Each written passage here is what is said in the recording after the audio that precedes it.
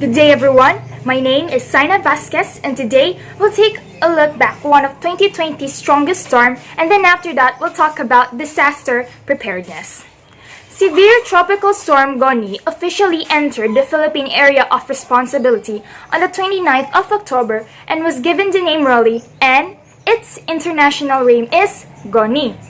Super Typhoon Goni transformed from an ordinary Pacific cyclone into one of the past year's most intense storms on the planet.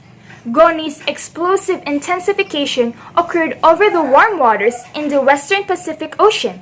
Its peak winds catapulted from just shy 160 to nearly 289 kilometers per hour. And by early Sunday morning, its winds had increased to 313 kilometers per hour. The typhoon crashed into the Philippines, first striking the Catanduanes Island, home to over 260,000 people, on November 1, 2020, 4:50 a.m. It made landfall in Luzon, which is the country's most populous island, throughout that day on Sunday. The super typhoon threatened the Philippines just days after Typhoon Malawi struck in the country, and Goni is following a similar path. There were reports of storm surges, flash floods, power outages, and blown-off roofs. In Albay province, 7 people, including a 5-year-old child, are reported to have died. 2 were drowned, and another one killed by a falling tree. As power supplies were cut in 10 towns after the typhoon toppled trees in Quezon province. Homes made of light materials, particularly those near Mayon volcano, were engulfed in flood water and volcanic mud flows, in which a child was found dead miles after her home after the family was separated by the volcanic mud flow, in which 150 houses were engulfed by it.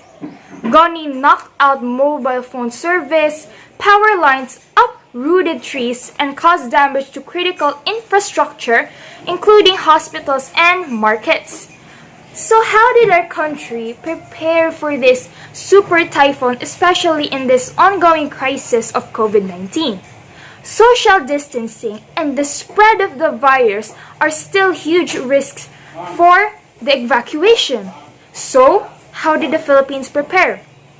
Well, the country is used to powerful storms, an average of 20 storms and typhoons a year. Could you believe that? 20 typhoons and storms, and that's just the average for a year. But this year, preparations have been complicated by the COVID-19 virus, which has already caused 380,739 infections and led to over 7,000 deaths in the Philippines at that time. People have been evacuated and COVID-positive patients being treated in isolation tents had also been evacuated, as officials said. Ports and airports were shut, and schools and gyms and government-run evacuation centers were being used for COVID-secure emergency shelters. And problems may arise as evacuating people is challenging and more difficult because of the said virus. On the bright side, relief goods, heavy machinery, and personal protective equipment were being moved into the areas of need.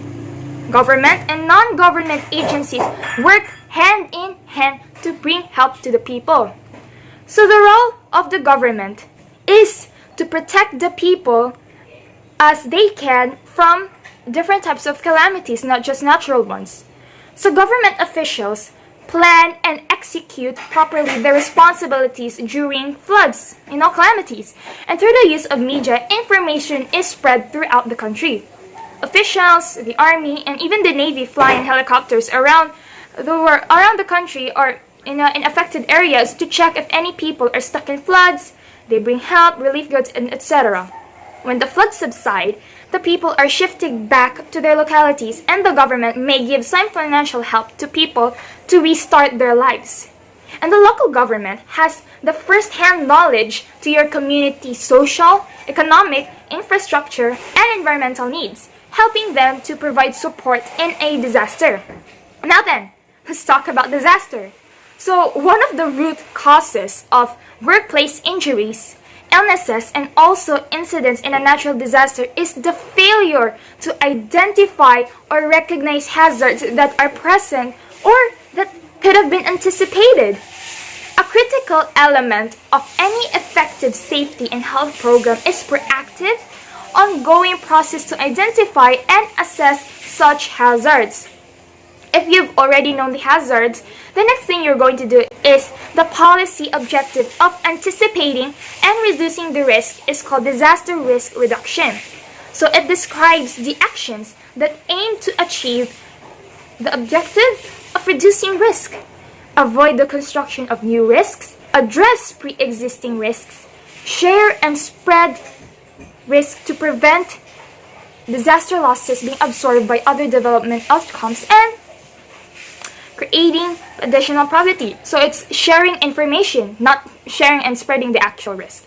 So only by reducing and managing conditions of hazard, exposure, and vulnerability that we can prevent losses and alleviate the impacts of disaster. Identifying and understanding risk is the foundation of risk reduction. I mean, it's not just for adults, it is everyone to do. Prevention.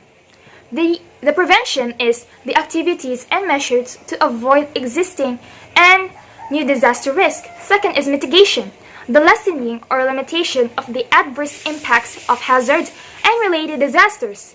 The third is transfer, the process of formally or informally shifting the financial consequences of particular risks from one party to another. Lastly is preparedness, the knowledge and capacities of governments, professional response and recovery organizations, communities, and individuals to effectively anticipate, respond to, and recover from the impacts of likely, imminent, or current hazard events or conditions. So in conclusion, we have to increase the resilience of people, communities, societies, and systems to resist, absorb, accommodate, and recover from and improve well-being in the face of multiple hazards. Activities for reducing and managing risk can therefore provide a way for building resilience to other risks. In addition to development, disaster risk management should therefore be integrated across many sectors, including climate change and conflict. Let's work together hand in hand to bring peace and safety for all. That will be all today. Thank you and have a great day.